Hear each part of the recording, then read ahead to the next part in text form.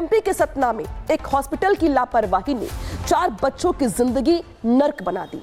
सतना के सरकारी अस्पताल में थैलीसीमिया बीमारी से पीड़ित बच्चों को संक्रमित खून चढ़ा दिया गया और इसका नतीजा ये हुआ कि जिन बच्चों को ये खून चढ़ा था वो एचआईवी के शिकार हो गए।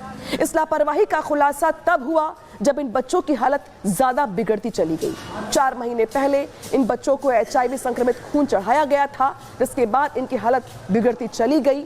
लेकिन सवाल खड़े होते हैं कि सरकारी ब्लड बैंक में कैसे आया, कहां से आया एचआईवी संक्रमित खून लेते समय इसकी जांच क्यों नहीं की गई? जानलेवा लापरवाही के लिए जिम्मेदारी किसकी है और 4 महीने पुराने मामले को भला किसने दबाने की लिपापोती करने की कोशिश की? तो ये बड़ी लापरवाही, जबरदस्त लापरवाही, जिसके चलते 4 मासूम बच्चों की जिंदगी नर्क बन गई। अब सवाल खड़े होते हैं कि आखिर किन लोगों ने, स्वास्थ्य महकमे के किन लोगों ने इस मुद्दे पर पर्दा डालने का प्रयास किया, लिपापोती करने का प्रयास किया और यहां पर ऐसी अनदेखी हुई कि जो बच्चों की जिंदगी पर भारी पड़ती हुई दिखाई दे रही है। तो देखिए, यहां पे सतना में जानलेवा लापरवाही होती है, सरकारी अस्पताल में संक्रमित खून चढ़ाया जाता है।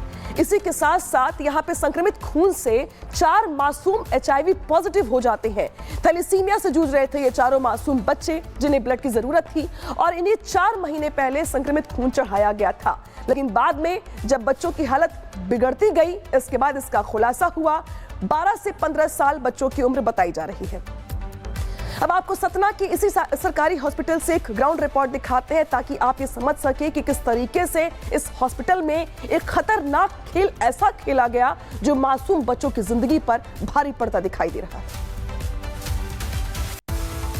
सतना से एक दिल दहला देने वाली खबर सामने आई है, जहां पर बताया जा रहा है कि सतना डिस्ट्रिक्ट हॉस्पिटल में ब्लड चढ़ाने की वजह से 4 बच्चों को एचआईवी टेस्ट उनका जो है पॉजिटिव आया। हमारे साथ बातचीत करने के लिए डॉक्टर देवेंद्र पटेल जी हैं जो इसी ब्लड बैंक के इंचार्ज हैं। सर, ये क्या मामला है?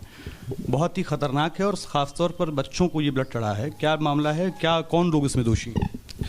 देखिए, ये जो है ना, ये सच है कि 4 बच्चों को इन्फेक्शन हुआ है। ये बात मार्च 2025 की, ठीक है। उस समय हमको जो है ना आईसीटीसी से सूचना मिली, इंटीग्रेटेड जो है ना आईसीटीसी से, कि 4 बच्चों को इन्फेक्शन हुआ है। तो उनने फिर हमसे ना लिस्ट मांगी कि वो कौन से बच्चे हैं, बच्चे नहीं, कि उनको किस किस डोनर का ब्लड चढ़ा है। तो हमने 5 अप्रैल को हमने उनको लिस्ट दे दिया, पूरा लाइन लिस्ट बना के। तब से ही पूरी की पूरी जो है ना डिस्ट्रिक्ट टीम जो है ना, आईसीटीसी के नोडल हैं, मैं हूँ और इवन दो हीमोफीलिया के नोडल, तीनों को पता है तभी से। और हम लोगों ने फिर सबके पेरेंट्स को बुलाया और जो बच्चे हैं उनको रीटेस्ट कराया, पेरेंट्स का टेस्ट कराया। तो पता चला कि एक पेरेंट्स को जो है ना, मम्मी पापा को दोनों को एचआईवी रिएक्टिव है, पहले से ही है। वो 3 साल का बच्चा है, तो माइट भी कि वहाँ से आया हो। बाकी लोगों को ट्रेस कर रहे हैं, उनको सबको फिर आईसीटीसी से एआरटी सेंटर जहाँ पे कि उसका इलाज होता है वहाँ पे रिफ़र किया, उनका काउंसलिंग करवाया और तब से उनका इलाज शुरू करवा दिया। उनका इलाज शुरू है। अब हम क्या कर रहे हैं कि ये डोनर्स, इनको इन्फेक्शन आया कहाँ से? क्योंकि कई माध्यम हैं। एक तो इनका ब्लड ट्रांसफ्यूजन डिस्ट्रिक्ट में भी हुआ, यहाँ पे आउट ऑफ डिस्ट्रिक्ट भी कई जगह हुआ है। जबलपुर में हुआ है, यहाँ बिरला ब्लड बैंक में हुआ, उसका छत्तीसगढ़ में हुआ है, बिलासपुर में हुआ है। तो वो अपार्ट फ्रॉम दिस की इन्फेक्टेड नीडल से, पेरेंट से और सेक्सुअल रूट से, हालांकि बच्चों में तो पॉसिबल नहीं है अभी, ये सब माध्यम है ट्रांसमिशन के। हम वही खोजने की कोशिश कर रहे हैं कि सोर्स कहाँ से आया है। सिर्फ इतना समझना चाहता था कि जैसे थैलीसीमिया से बच्चे पीड़ित थे, ऑब्वियसली ब्लड बैंक से, यहाँ से, बाकी जगहों से उनको ब्लड चढ़ता रहा होगा। खासतौर पर जो यहाँ से निकल कर सामने आए हैं केसेस, उसमें ब्लड बैंक तो कम से कम ये जांच करता ही है कि कौन सी बीमारी, जो हमारे पास डोनर आए हैं उनके पास कौन सी बीमारी है, ये ब्लड चढ़ाने लायक है या नहीं है। तो उस कंडीशन में लापरवाही कहाँ से हुई?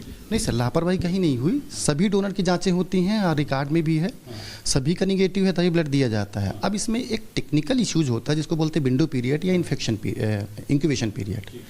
क्या होता है विंडो पीरियड कि किसी को इन्फेक्शन आज हुआ है तो इन्फेक्शन होने से उस बीमारी को पकड़ने तक के समय को विंडो पीरियड कहते हैं। कितना समय होता है ये? एचआईवी में जो है ना, डिपेंडिंग अपॉन की किस मेथड से टेस्ट की जा रही है, अलग अलग होता है।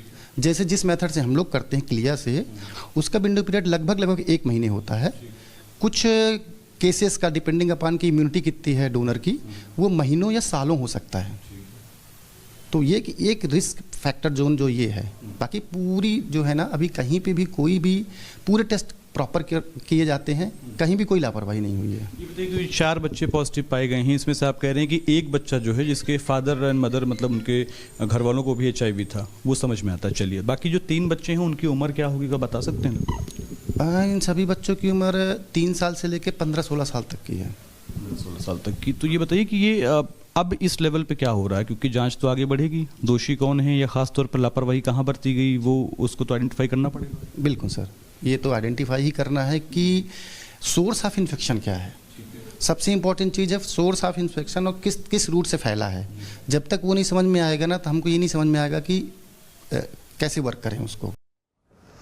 और सीधे रुख करते हैं सहयोगी आदर्श का। आदर्श, जिस तरीके से 4 महीने तक मामले पर लीपापोती करने का प्रयास किया गया और अब जब खुलासा हुआ तो इस बात को लेकर जांच की जा रही कि जिम्मेदार लोगों पर कार्रवाई कब होगी, क्या जानकारी आपके पास कार्रवाई को लेकर? हाँ बिल्कुल अनामिका, देखिए लगातार यहाँ पर जब से ये मामले का खुलासा हुआ है तब से ना सिर्फ स्टेट गवर्नमेंट बल्कि सेंट्रल गवर्नमेंट की जो टीमें हैं वो यहाँ पर आकर जांच कर रही हैं, ना सिर्फ ब्लड की सैंपलिंग कर रही हैं बल्कि जो डोनर हैं और मौजूदा ब्लड जो वहाँ पर पहले से मौजूद हैं उनको भी देख रही हैं और साथ ही साथ इन बच्चों को और भी कहाँ इलाज हुए हैं इस बात को लेकर भी जाँच कर रही है। आज भी स्टेट गवर्नमेंट की टीम और सेंट्रल गवर्नमेंट की जो स्पेशल टीम है वो यहाँ पर जाँच के लिए आई हुई थी। और इसी के साथ साथ मैं अगर आपको एक और तस्वीर दिखाऊँ तो देख सकते हैं कि हॉस्पिटल के ठीक बाहर कांग्रेस की तरफ से प्रदर्शन भी किया जा रहा है। पूरी कार्रवाई को लेकर यहाँ पर तमाम लोग हैं जो लगातार यहाँ पर धरना भी दे रहे हैं कि आखिर जो लोग इसके लिए जिम्मेदार हैं उनके खिलाफ कार्रवाई हो। तो कुल मिलाकर एक तरफ विपक्ष जो है इस पूरे मामले में सरकार को घेर रहा है, तो वहीं दूसरी तरफ सरकार ये कह रही है कि हमने कोशिश की है, स्टेट गवर्नमेंट की स्पेशल टीम बनाई है और सेंट्रल ड्रग कंट्रोल अथॉरिटी की जो टीम होती है जो इन ब्लड बैंकों को लाइसेंस जारी करती है उसकी भी टीम यहाँ पर जाँच कर रही है। और इसी को लेकर यहाँ पर बड़ी संख्या में लोग भी इकट्ठा हैं और जिन पीड़ित परिवारों से हम लोगों ने बातचीत की उनका ये कहना था कि हमारी कोई गलती नहीं, हमें तो एक और बीमारी से जूझ रहे थे पहले से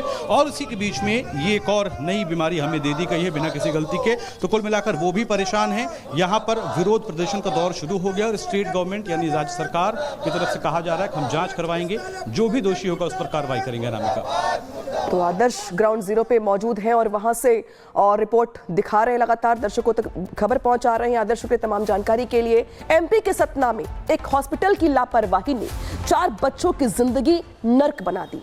सतना के सरकारी अस्पताल में थैलीसीमिया बीमारी से पीड़ित बच्चों को संक्रमित खून चढ़ा दिया गया और इसका नतीजा ये हुआ कि जिन बच्चों को ये खून चढ़ा था वो HIV के शिकार हो गए।